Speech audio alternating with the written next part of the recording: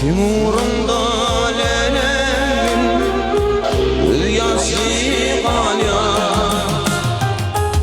Ufak gidecek kalya Öz boşuna hayran kalya Sin yolun ağlaya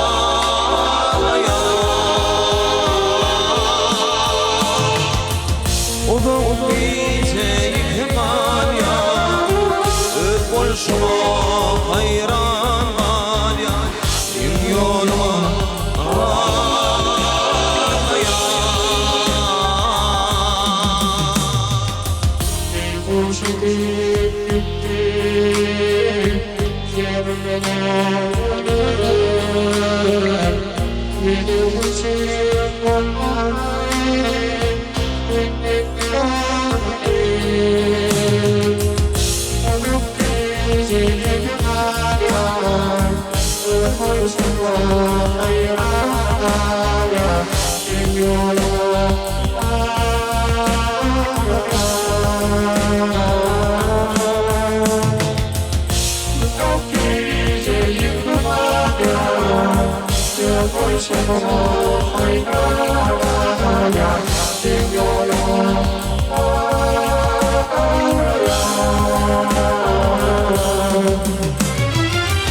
Sana dönüp çıktım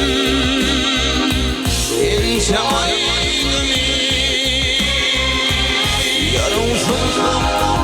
anlatsam ellerim yağdayımı Ellerim sarılıp bani İnsan aydımım bani Sin yoluma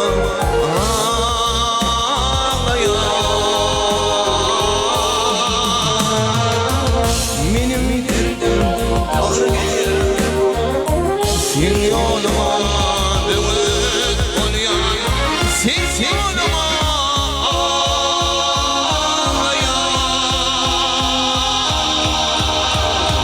Yoluma